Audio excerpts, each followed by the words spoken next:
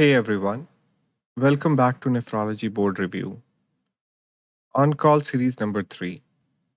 If you've been following along, we have covered blood pressure drops during hemodialysis and chest pain during hemodialysis. Today's topic is different. It's not going to kill your patient, but it is going to test your patience. The catheter won't draw. This is probably the single most frequent call you'll get from the dialysis unit. And if you don't have a systematic approach to troubleshooting it, you are going to waste a lot of time spinning your wheels. So let's build that system right now.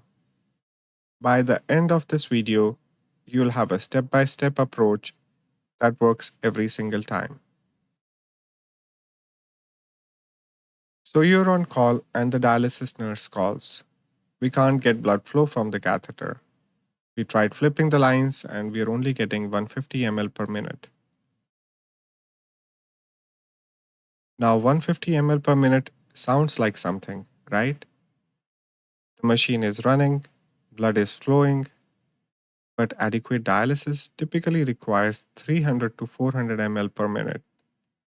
At 150, you are delivering a suboptimal treatment. And if this doesn't get fixed, the patient is going to be sitting in that chair for hours and getting inadequate clearance.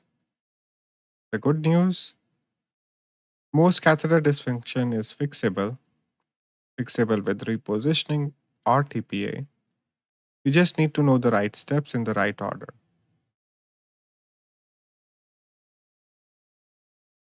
So before you order anything, ask these 6 questions. First, which lumen is affected? Is it the arterial lumen, the venous lumen, or both? If it's just one lumen, that tells you it might be a positional issue or a clot at one tip. If it's both, you're thinking about something more global, maybe a fibrin sheath wrapping the whole catheter, or a kink further up. Second, was this sudden or gradual? Sudden loss of flow, think clot at the tip, catheter migration, or a kink. Gradual decline over several sessions, that's classic fibrin sheath formation. Third, has TPA been used recently? If they got TPA last session and it worked temporarily, but now the catheter is acting up again, that's a pattern. That tells you there is likely a fibrin sheath or a recurrent clot problem, and you may need a more definitive fix. Fourth, do position changes help? Have the patient sit up, raise their arms, turn their head, and cough. If any of these restore flow, you're dealing with a positional catheter. The tip is probably abutting the vessel wall, and you just need to find the sweet spot. Fifth, is there a face or arm swelling on the side of the catheter? This is a red flag for central vein stenosis or thrombosis. If the internal jugular or subclavian vein is clotting off around the catheter, you're going to have flow problems. And that's a much bigger issue that needs imaging. And sixth, is there a visible kink? Look at the catheter from exit site to where it connects. Sometimes the fix is literally straightening out a bend in the external portion. Check under the dressing if needed. So differential time, you know the framework, common, concerning, and don't miss. Common causes, positional dysfunction. This is most frequent culprit. The catheter tip is just resting against the vessel wall and needs to be repositioned. Fibrin at the tip. A small clot forms right at the catheter opening and an intraluminal clot. Blood has clotted inside the lumen itself, blocking the flow. Concerning causes, fibrin sheath. This is when a sleeve of fibrin protein coats the entire outside of the catheter. It acts like a sock over the catheter tip, creating a one way valve effect. You can flush in, but you can't draw back. That's a classic presentation.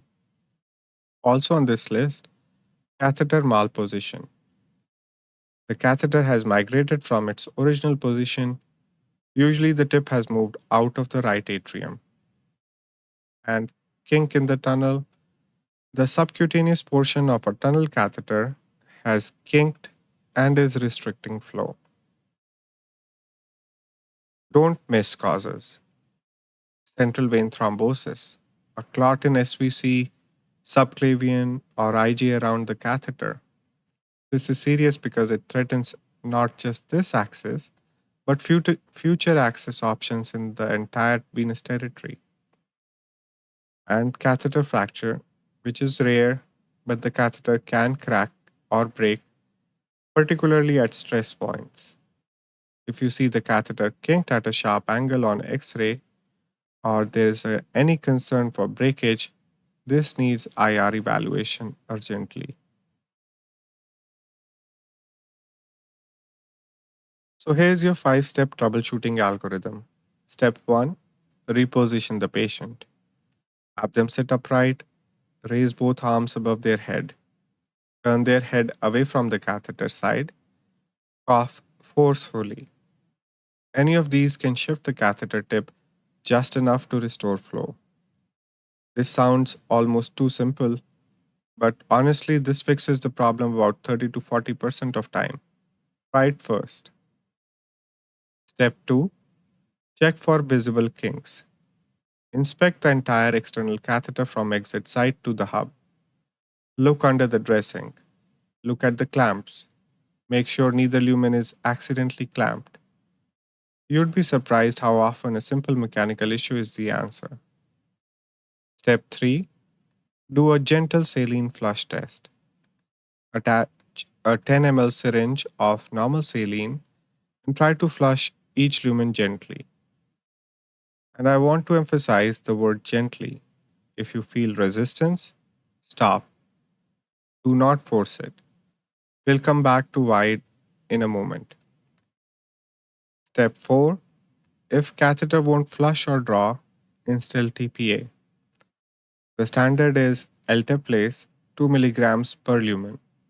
You instill it into each lumen and let it dwell for 30 minutes to 2 hours.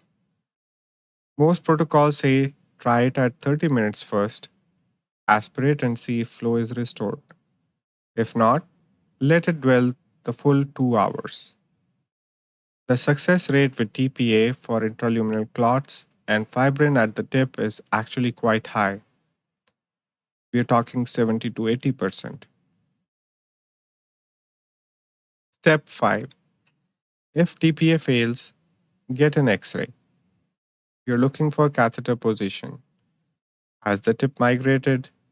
Is it still in the right atrium where it belongs? Or has it flipped up into the IJ? You're also looking for kinks in the tunnel portion and any signs of catheter fracture. This X ray tells you whether this can be managed conservatively or whether you need IR involved. So, when do you stop troubleshooting and call for backup? You escalate when the catheter is completely unusable after TPA. You have repositioned, you've given it a place, you've let it dwell, and you still can't get adequate flow.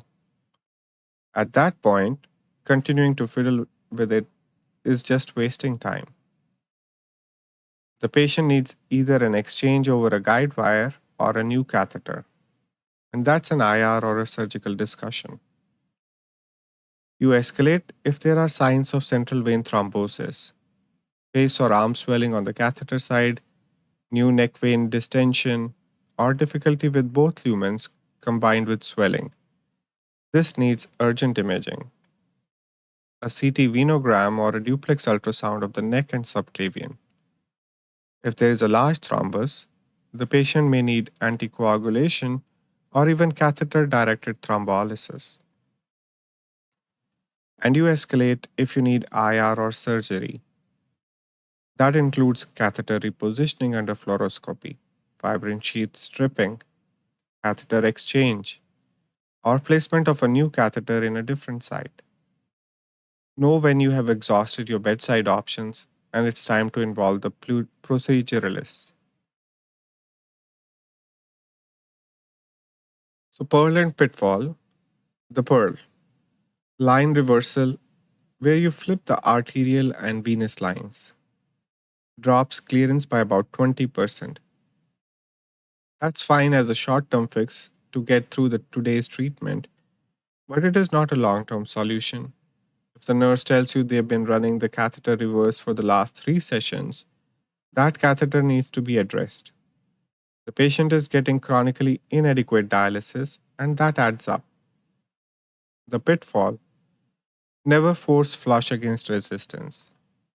If you push saline hard into a catheter that won't flush, you can do two very bad things. One, you can dislodge a clot from the catheter tip and send it into the patient's central venous system or pulmonary circulation. Two, you can rupture the catheter itself, especially if it's older or has microfracture you can't see. If you feel resistance, stop, lock it with TPA, and let the LTEP plates do the work. Patience, not force. So here's your on-call cheat sheet for catheter dysfunction. You know the drill. Pause and screenshot. Catheter won't draw, rapid response. 1. Reposition the patient. Sit up, arms up, cough. 2. Check for visible kinks. 3. Gentle saline flush test. 4. TPA, 2 mg per lumen, 12:30 to 120 minutes. 5. X-ray if TPA fails. Escalate if complete failure after TPA, signs of central vein thrombosis, or need for IR or surgery. Pearl, line reversal drops clearance 20%, fine today but not fine long term. Pitfall, never force flush against resistance. That's on call series number 3. The catheter won't draw. Next up in the series, fever on hemodialysis. That's the call where everyone gets nervous because differential goes from a simple access infection all the way to line sepsis and endocarditis. I'm going to walk you through exactly how to think about it and what to do before blood cultures even come back. If you're finding these videos useful, do me a favor, hit subscribe and share this series with a co-fellow or a co-resident who's about to start covering dialysis.